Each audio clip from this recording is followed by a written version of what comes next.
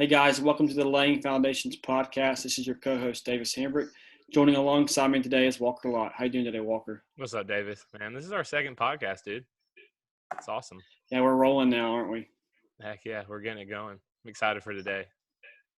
Yeah, today, guys, I'm really excited for this opportunity. We're getting to learn from a guy that is very successful at a young age and someone I admired getting to talk to. His name is Nick Chaplow. Nick is a Auburn University building science graduate and is a superintendent at JE Dunn. How you doing today, Nick? Great. How are you guys doing? Man, doing fantastic, dude. We are really excited to have you on today. Excited to learn from you. Heck yeah. Well, I just want to start by saying I'm really excited about what y'all are doing and excited to hopefully learn something from me. I don't know if it's going to be anything you didn't learn in college, but we'll see what happens. Oh, bro, always learn more outside of school. I've learned that in my life. School gives you a good foundation, but I've learned drastically more by being in the field or talking to people who have done it. That's valid, yeah. But Definitely. Nick, just to get started, man, as we introduce you, we know your name, we know your company, but just tell us a little bit about yourself. Give us a basic breakdown. I know you went to Auburn, but how'd you get to JE Dunn? What do you do there? Where are you located? What project are you on? Just go for it. Yeah. So started with JE Dunn back in May of 2017.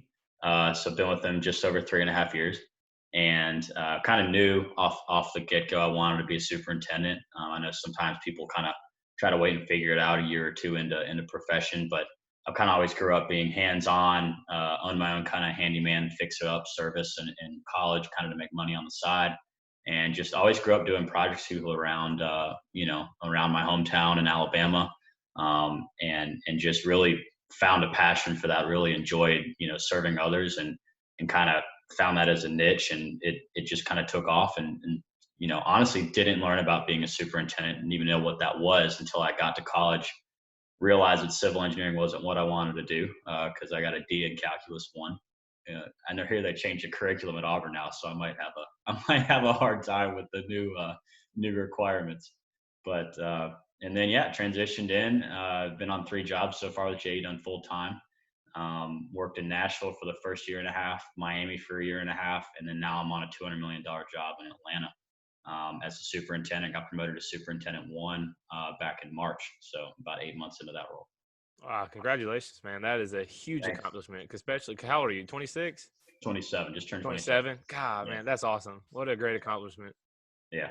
So I was actually in Nashville this past summer. So that was awesome. A cool city. And I interned. A fun city. You what? It's a fun city. You kind of learn to get away from Broadway, Yeah, I think I walked just up and down the street like once just to say I've been on it before, because it's Exactly. in the era of COVID right now. And so there's, nothing open and no one's out, but it was cool to say that I've been there. Yeah. But that's cool. It's awesome. Definitely. And Nick, if you don't mind, would you be willing to kind of share with us the traditional path of what it took to be a superintendent to what it is now today, at least from your standpoint? 100%. I mean, kind of, we learn about it in college, like the traditional route, I guess, for kind of the guys we're learning from is that they were a foreman running a crew in the field, hands-on, learn from their parents or just working on the farm or at their home, growing up kind of similar how I did it, but even more extreme. And then they get fostered into being a superintendent from a, carpenter foreman or a crew foreman to superintendent that's running the job instead of just a crew. And that's kind of been the traditional path. Whereas now that there's an actual college education for superintendents, and superintendents are realizing that they can get a college education, PMs and estimators don't need it, or the obvious ones you think of that would need a college education. But now superintendents is kind of a standard that we need a 4 or 6 year degree to really be able to manage effectively and look at some of the technological sides of what we do. So got in, knew I was going to do superintendent, and honestly, the biggest thing for me was getting internship experience in college before I started full time. I think I had 5 internships all out in the field, kind of mixing, doing RFIs submittals, but the majority of it was getting my hands dirty, getting muddy, having to plug a fire sprinkler head after it blows in an existing building, shoveling concrete, shoveling dirt, pouring concrete, you name it. I've kind of been alongside the guys running crews and internships, and that really fostered full-time being able to hit the ground running on, okay, this is what the guys do, and actually knowing what you're asking of the crews out in the field. So it was pretty great experience kind of getting into that and really realizing I wanted to be a part of that work. And then also once you learn it, manage that work. So that's kind of been the path for me, still kind of the traditional path, but obviously with the college experience. And I think the biggest thing for our future generations of construction is making sure that we get that field experience before you start trying to manage the work. So. Yeah, that's really good. That's a really good piece of advice. I Yeah. think that, so many people, especially nowadays, just want to jump right in there in a leadership role or in a position Mm-hmm. where, they have power over someone or they think that they know something. But just from your experience, like you were talking about, just that being out there doing the dirty work, like being with the guys. I mean, would you say that is about 100 times more beneficial than being in the classroom? 100 times. And you get power hungry, I guess, and you want that $100,000 job right off the bat, and you think you're capable. But when you make a $20,000, $30,000 mistake because you assumed the wrong thing and told someone to put something in wrong, and you should have asked the architect or should have consulted with the superintendent that's done it for 15 years, you learn really quick that what we do is pretty humbling. I mean, you learn something every day. I have bosses that are 60 that learn something every day, and I have a long way to go, and I think I know a decent amount.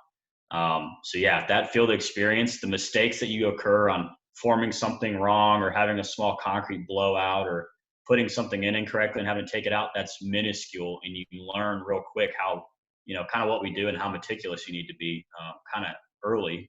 And then you see the process and kind of how it's done. So it really is invaluable. And I'm 27. I'm blessed to be in superintendent. I got some good experiences, but I would by no means say that I'm a more than qualified superintendent that could run a $50 million job. I mean, I might get the opportunity, but it doesn't mean that I'm ready for it. I don't think you're ever really ready for it. So. Yeah, that's a great point, Nick. One of the things I really admire about you from our previous talks was, you have the initiative and the hard work that it takes to really become a superintendent at 26. So definitely don't downplay yourself there, man. I appreciate it.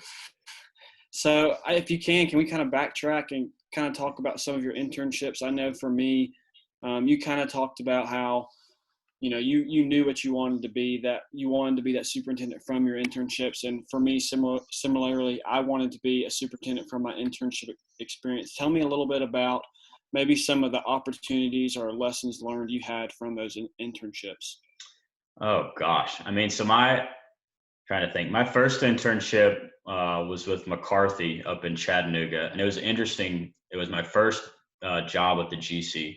And it was from the ground up. So setting up the office trailer, didn't have, anyone on site kind of to help with paperwork or setting up the plans. I was literally mopping the floors before OAC meetings, setting up the projector, setting up all the plans, hyperlinking the drawings in Bluebeam, initial submittals, initial RFIs, shop drawing reviews, rebar checks. So literally had that opportunity, and it was an interesting experience. It kind of was with the team that was really busy getting the ground running. So I was kind of on my own, kind of learning how to do that stuff because I didn't even know what an RFI was. I wasn't even in the building science program yet. And then did an internship with an electrical contractor in Birmingham, just because I wanted to know if, hey, do I want to do a sub route or GC route? So pulled wire, for 277 and 120. Lighting circuits and putting switch gears in and kind of learning what electricians do and how they do it. And then that switched. I did a job with Robbins and Morton down in Port St. Lucie, Florida for 3 months. And that was a really cool one. I got on with a carpenter. His name was Anthony Ramirez, and then a superintendent, his name was John LaCrone, and love those guys. Like, I'm still best friends with them. This is like 6 years later. And, I did layout. So I actually used a total station with a data collector and learned northern and eastern, how to convert.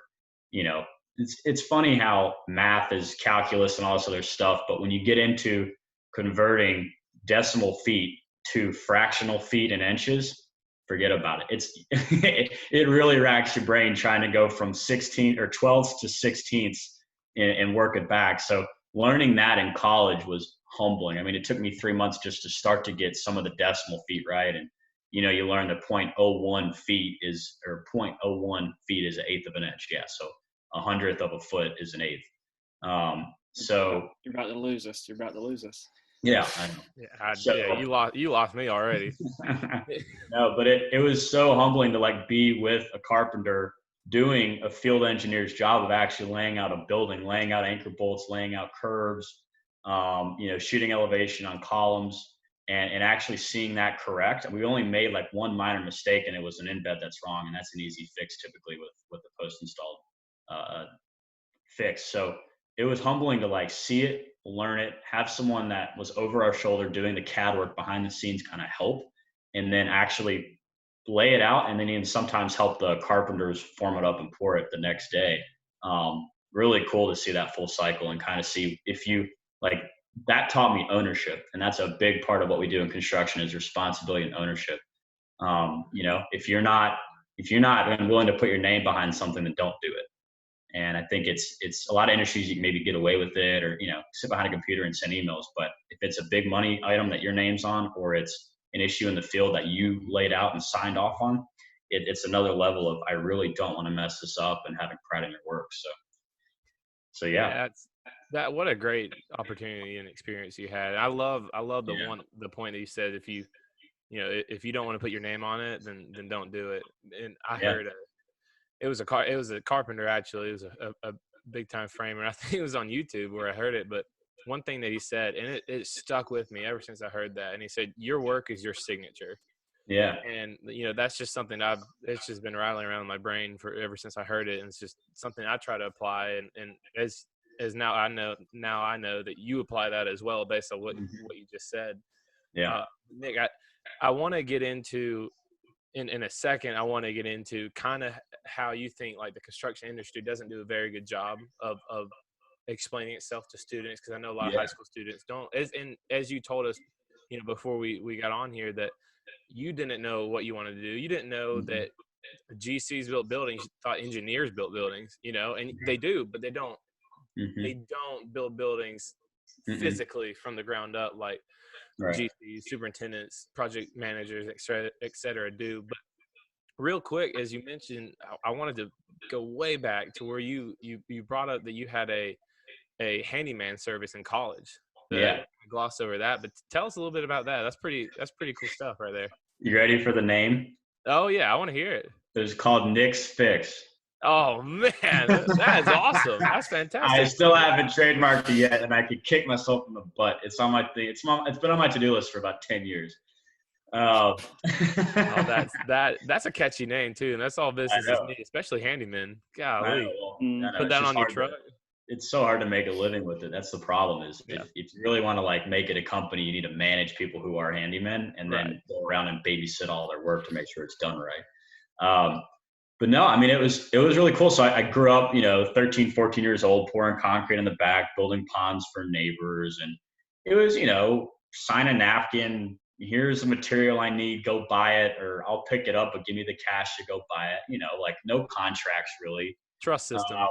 Yeah. And I got burned a couple of times on stuff like that. There's some stories with that too, but overall I had some pretty great clients that were trustworthy, and I, it was interesting to work directly. So in what we do, big scale construction, right? You're another step in the client's end goal of having a building that they're going to use and occupy, right? For whatever their intention is.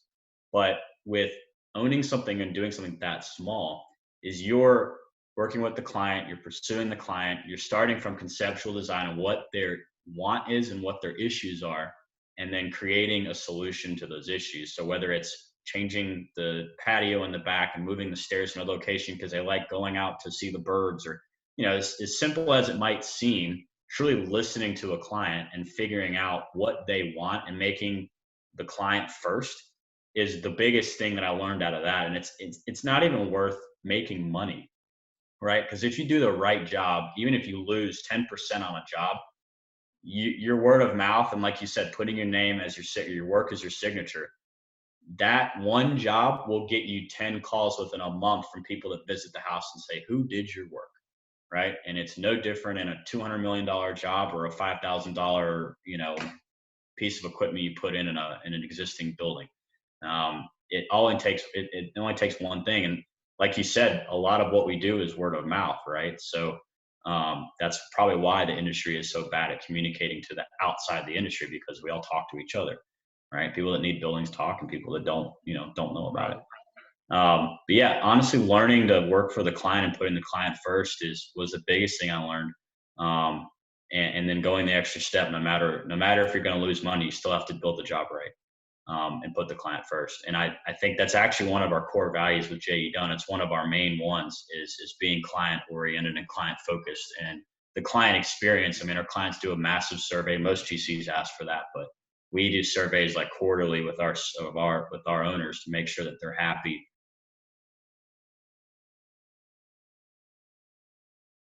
If they're not happy, then no one's going to be happy. Wow, that's awesome, Nick. Yeah. I think I really like the point how you said, you're listening to your client. I feel like that's a lost art in today's world, and one of the most important things, for me, is to listen, learn, and you lead with questions. And if you can do those three things, people will be blown away about how you communicate. So just shifting here, talking about communication, what do you think, or how do you think that plays into being a superintendent? To me, in my opinion, I think the superintendent has to be able to communicate to all walks of life, from an owner all the way down to your labor. So just talk about that for a second. Well, I'm gonna write down what you just said, because that's awesome. That's a good takeaway. What was it? Listen, learn, and ask, and lead with questions. Yeah, that's not mine. You're gonna have to thank my aunt for that. But yeah, I wrote that down last week. I'm writing it down. I'm gonna apply that to my everyday. Seriously, that's all, and that's so true. I mean, and I kind of made some notes just to talk about stuff on this meeting. But one of the things I kind of addressed or wanted to bring up is that there's like 3 or 4 things that a superintendent does and is really responsible for, right? It's quality, safety. Let's see, I wrote down 2 more. Hold on. Where did I write them? Quality, safety, schedule. So those 3, right? And the 4th one is relationships for me. So if you have good quality, good schedule, good, safe or quality safety schedule, right? But you burn every bridge to get there, then what's the next job going to look like when you're working with the same project managers and the same foreman, the same superintendents from all your trade partners? That's good. Mm-hmm. It's a big one, and it's every single day of answering the call with the guy that's complaining about someone being in his way, and not just saying, "Hey, shut it. You already talked to the guy. I don't want to hear about it."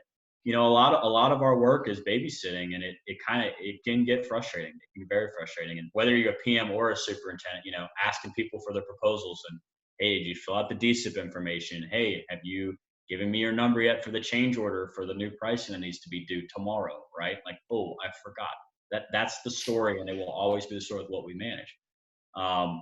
But if you don't do that gracefully, and you don't listen to why they're not getting it to you, then you're not reaching the real issues and resolving them, right? You're just kind of the typical superintendent's a bully, right? I mean, look at old school and kind of tough neck guys, but that's not how my company operates, and that's not how a lot of companies are shifting towards. Is that old school mentality of managing and beating results out of someone. It doesn't necessarily work that way. Yeah. And it goes a lot further to show someone respect and say, hey, I know you've got your issues. I've got my issues. How can we reach a common goal and resolve this? So managing those relationships is the most important thing to me. And like you said, listening and then learning from what they have, because, those guys that are older than us in the other trades, I go out every day and I say, hey, what are you working on? What are you doing? And I've seen a guy install, sprinkler mains 50 times, right? And, tighten everything up and do pressure testing and everything and have to witness it. But to see a guy go and, drill his inserts in, hang everything, shoot his elevations, how he's checking them against a BIM model, whatever, I'll still go up and say, hey, how are you doing that? How are you reaming that pipe? What are you doing that for? And just, you see the guys light up with like, oh, this is what I'm doing and why I'm doing it and how I'm doing it. And people have so much pride in what they do. and it becomes mundane. Even as a PM, even as an estimator, it's the same thing as being a superintendent. If a PM comes and asks me and says, "Hey, let's go walk the site. I want to see what you're doing or what the job's like." It tickles me to death that I get to go show him what's going on and what I'm seeing in 2 weeks. Just like I want to know from him, "Hey, what are you forecasting in 2 weeks? How's our budget looking for miscellaneous stuff? Do we need to stop eating out? Do we not have any miscellaneous expense money left for covering some team meetings? So like, what do we need? What do you need?" And I know they get excited about explaining that. So listening and learning, man, that's big. It's Yeah, so and if I can here, Walker, Oh, do it. I just love that quality, safety, schedule, relationships. It's something, I had to learn from internship experience was the relationships. I would probably be good at the other three, but that fourth one, relationships, is something, I wasn't good at. I was a hothead. So I'm just being honest with you. So you start to I don't know realize if you have to work on yourself to figure out that last one. yeah, Like if you want to leave a and I don't legacy, you know. want to be a decent manager, you got to figure out what you can't take your frustrations out of work, just like you can't bring your frustrations home to your wife and kids and your parents. Right. Yeah. And I don't know if you know or listen to John Maxwell, but John Maxwell talks about leadership, and what leadership comes down to is influence. And for influence, how do you do that? You have great relationships. And so Yeah, I think in industry, any walk of life, doesn't matter who you are, if you have great relationships, you're going to be successful. exactly. So true. And I think wasn't that a book in college we had to read for one of the leadership courses? Maybe. I don't know. Maybe that's where I got that from. I don't know. I had to take a course. And I think there was a John Maxwell book I had to read. So There you go. He's a good guy to read about. Yeah, I love you. You said a lot of great things just then, so I'm trying to like keep track of the ones I want to ask about. One thing I think is very true, especially about the relationship aspect, is I think there is what's really hard is that there's a fine line between keeping relationships with everyone on the job and being friendly and being buddies with them, but also keeping it to the point of where they're not going to take advantage of you because they think that they're your best friend, and like you might be, but there's that respect aspect, especially on a construction site, that is such a incredibly fine line to walk, and so in your experience, how have you had to balance that by getting on to a guy saying, "Hey man, like you got to get this to me now, you told me for 3 weeks that you're going to do it. I got to have it now."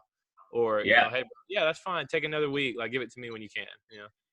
Yeah, you're asking me questions that usually you don't learn until about 2 years into your career. Honestly, you guys are asking some good questions. So with that, that's a daily struggle, because you don't want to be a bullnose, hard superintendent that's barking and yelling, "You got to do this, and I need that." And there's nothing more rewarding too when you walk in the office and out of all the people in the office, the guys that come in, the foreman or the superintendent's like, "Nick, what's up, man?" Like, don't talk to anyone else, and they resonate with you, right? And I got some guys on my job like that right now, and I've been that guy, where everyone knows your name, and it.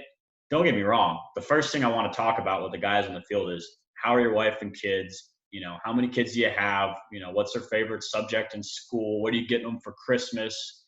What does your home life look like? And just like resonate with the guys, because you never know. Some guys really are going through a lot of stuff. Women too. I mean, we're in trying times right now, and a lot of guys live paycheck to paycheck, and there's a fine line. I mean, literally one guy gets injured, right? And safety is so important to me because I don't want someone's family getting impacted by something as minuscule as spraining an ankle, right? And having food on the table being in question. So you really do. You have to build those relationships, and that's why I got in the industry, was to try to love people and try to change lives in some positive way of helping people out. When I get in a position of power, or position of leadership, that I'm able to give people opportunities that I was afforded. But it's such a fine line. I mean, you really said it, Walker. It happens every single day. You'll have a guy that gets on site, and the first week of trades on site, their superintendent will kind of play dumb and kind of just, "Oh, I didn't know our safety guidelines said we had to wear gloves 100%. We'll get right on that." But if you don't say anything, they won't do it. And it's the same thing with, we're putting CMU walls in right now. And if I don't go back and say, "Hey, these are exposed walls that are going to be painted in 3 weeks. They need to be rubbed down. All the sleeves need to be patched up. Any burrs, anything, the caulk joints are going to be exposed, so they need to be cleaned out so there's not any of this in between the block going down. But if I didn't mention that stuff, do you really think you would go back and pay attention to all those details? The answer is no.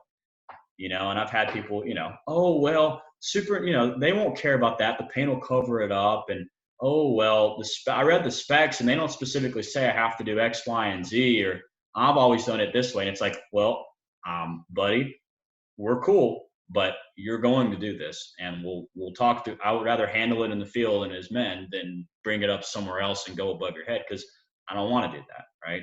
So help me help you. Let's get you out of here, get your work done, and let's set the precedent of quality and safety from the start. So I've found that to be the case. If you give someone an inch, they'll take a mile. Yeah, right? That's with anything in life. That's one thing I heard. I heard this a couple months ago as well. I learned a lot over the time of being at home and having to listen to a lot of different things. But one thing that really stuck to me, and with human nature, guys especially, if we don't have to, we won't. Yeah, so, that's so true. Path of least resistance. We're going to take exactly. Path of least resistance to get to where, I need to do that. I don't really want to do that though. Just one time. I'll worry about it next week, Exactly. Yeah. Unless you specifically go out there and tell you. And like you said earlier, sometimes construction is babysitting. I mean, it's making sure, hey, did you get this done? Is this done? Is this done? Show me, come on, let's keep the ball rolling. Yeah, and I think the one thing I want to be remembered for, like there's a legacy you leave as a manager and a leader, but the one thing I tell myself often is firm but fair, right? We'll be friends, we'll hang out, but at some point you have to be firm, and sometimes you have to be fair of like, you know what, I did mess up and I owe you this. And whether that's money or that's me giving you labor to help you do something that I directed you on, which was incorrect, or, whatever, and me signing a ticket for someone else messing them up, even if it's, kind of rubbing my nose in something that doesn't shine, at some point you got to own up what you do. So I expect them to own up to me, and I'm going to own up to whatever I mess up. So firm but fair, and it applies to everything. Yeah, that's awesome, Nick. Yeah. I know from a previous conversation we've had, we talked about how do you want to be remembered as a superintendent. Could you maybe go over some of those things that you've probably heard from a different mentor of what those categories look like? Yeah, no, that's big, and it isn't just sayings too; it's actions, and that's the big thing. There is, how do you really have to take a second and get out of your own head and your perspective of how you see things, and realize, oh, how does the company see things? How does the company see me? How do my peers see me? How does the owner see me? How do the other trades see me, right? So there's a lot of dynamic there. I'm managing people, and a lot of people are managing me, whether it's with money or it's with quality or safety or, whatever they have invested in me and what I'm doing. So, it just depends. Like on my first job, I had a superintendent. His name was Tom, and he kind of took over about halfway through the job because things were kind of rough. So we switched management on the job. And I'll always forget, instead of doing a morning meeting we do a morning meeting at 7 a.m. with all the foremen, everyone on site, to go over the day's task for 15, 20 minutes. But every day at 4 o'clock, before the job was over, before we went home, we would have an internal meeting with our crews and our leadership, our field leadership. And he would walk the site for an hour every single day before that meeting. Wow. And he wouldn't come in there and say, hey, we have to do this. You did this wrong, whatever. He let the whole room go around, listen to what we'd say, because we would say half the things he observed that needed to happen the next day. But I'd just see him on site, and he'd just be sitting there with his hands behind his back, just walking around looking, not on the phone, not texting, just whatever, or calling people to resolve stuff. He was just observing, and every couple minutes he'd take his notepad out and just make a note, and it kind of hits you as you start learning some of this stuff and gaining wisdom, is that he took the time to look ahead at, hey, what's going there in 3 months? And if you don't make that space to look and just observe on site and build the building in your head, and you're never going to find those things on the drawings. You're never going to find clashes and that stuff until you get to it. And it's really too late because you're waiting on an answer and then something to be procured potentially. right? So that was a big one, was if you're going to lead by, if you're going to lead and ask these people to do work, you better, know what you're talking about and have walked it yourself, and be prepared for those conversations. Don't just expect people to know and look at those things themselves, because they're not going to. And that really hit me, because he's in a lot of higher level meetings, managing risk, managing budget, but instead he's out there looking at the details, right? Not managing the details, but looking ahead at them. Yeah. So that's one example, though. I mean, there's not really a way. I think you find what you're good at, and then you really try to, set the bar high. Other superintendent, it's funny. I used to get really stressed at work. I had some jobs, some weeks where I was working 80, 100 hours a week, working 36-hour shifts, had to get something done for a turnover date for an inspection. No one else could do it. So I'm working overnight to get fireproofing done, and the next day managing the work because no one else knew what I had scheduled. And you do that about 5 or 6 times in 2 months, and it wears you down. It does. Sounds crazy. Yeah, but I had a superintendent in my last job. He's my superintendent on this job. His name's Ken. And he actually, we were talking about stress and stuff. He's like, yeah, I had some panic attacks when I was about 30, 35, about your age. And he's the most level-headed guy you ever met. Jeez. Never would have guessed it. He's like, I used to blow off at people, bulldog barking around. And he's like, it took me having health issues and, psychiatrist, whatever, to realize that, hey, I don't need this amount of stress in my life. And what he kind of told me was, hey, believe it or not, meditate in the morning and get your head straight so that none of this dictates who you are. And at the end of the day, there's always work to be done in construction, and it can wait till tomorrow.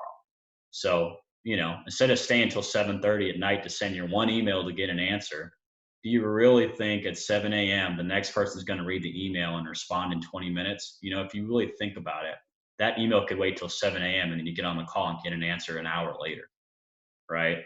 So what's it worth, instead of doing that and killing yourself and going home and doing nothing and going to bed, going out and getting a beer with the guys, or going home to your wife and kids an hour early and spending some time with them? So really learn to just, the work can wait for tomorrow, and there's always something to do. So those are the two big ones.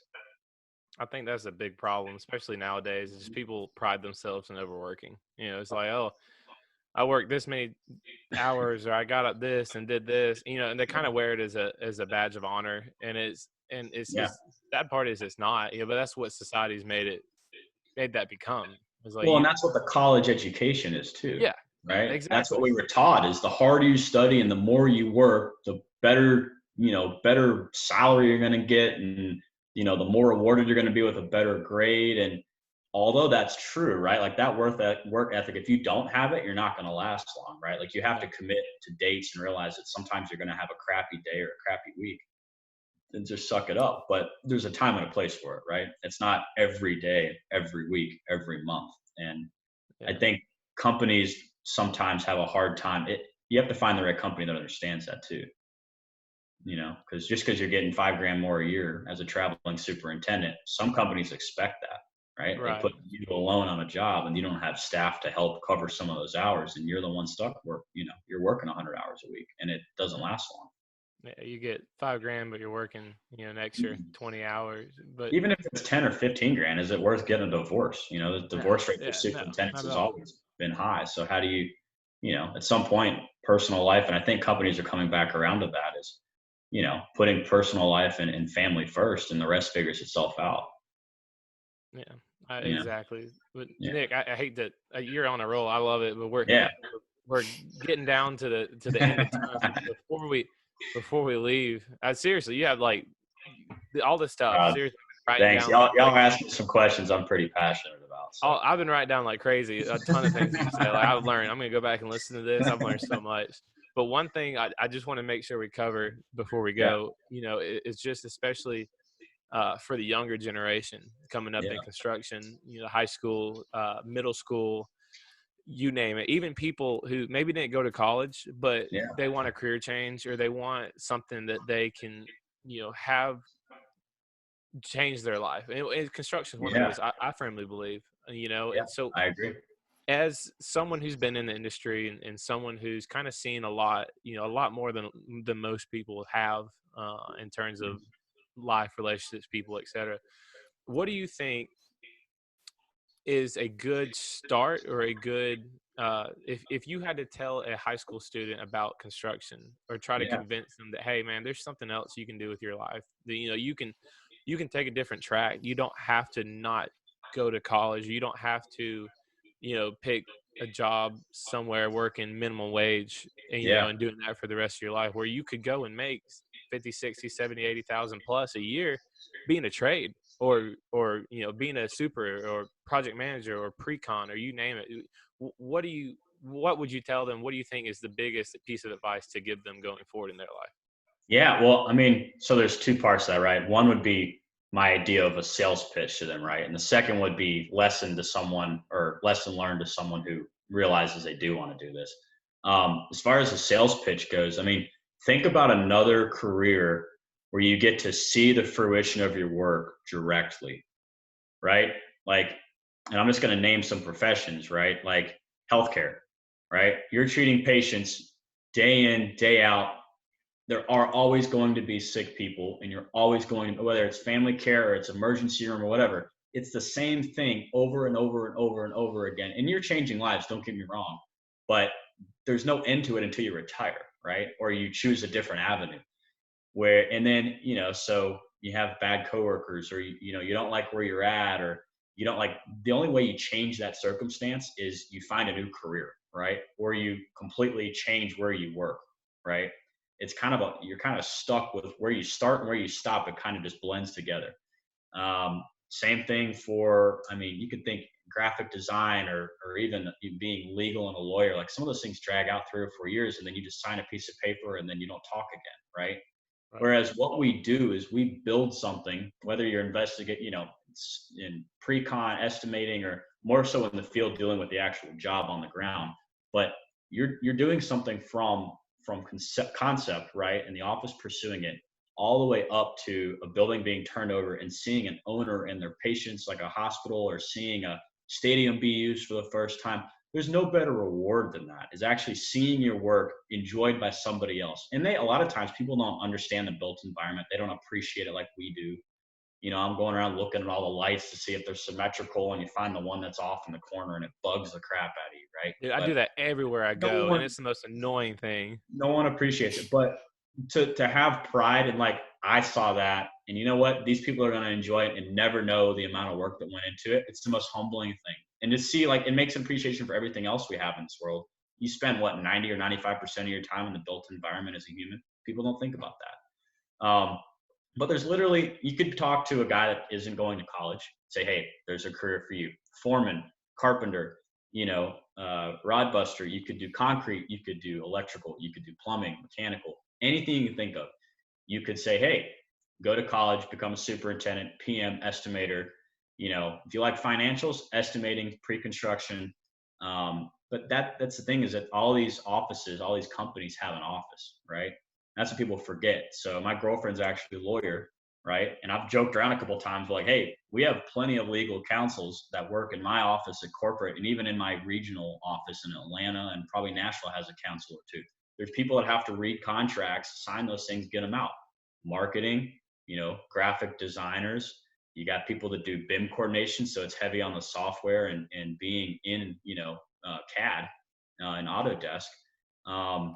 There's so many careers. I honestly, very few. I mean, even healthcare, you could find a career as a first aid, person, or someone that manages safety in construction. It's directly applicable. So I really do think it's one of the most versatile markets and industries that's out there, period. And it baffles me that people don't know more about it. I mean, you could do 3/4 business development. You could be in construction, right?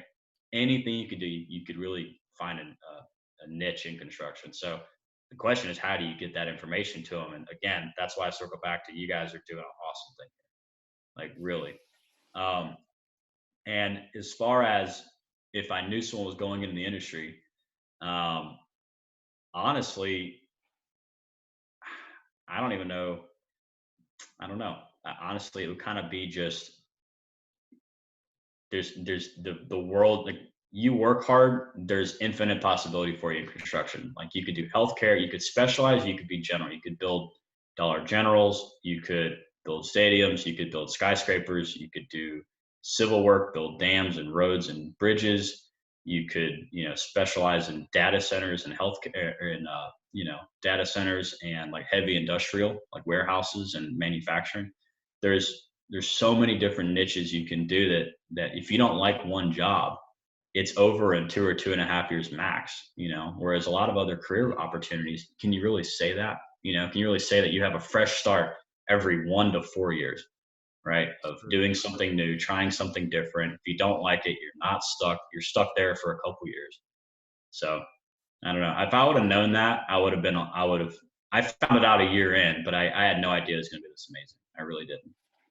Yeah. The possibilities in construction are absolutely endless.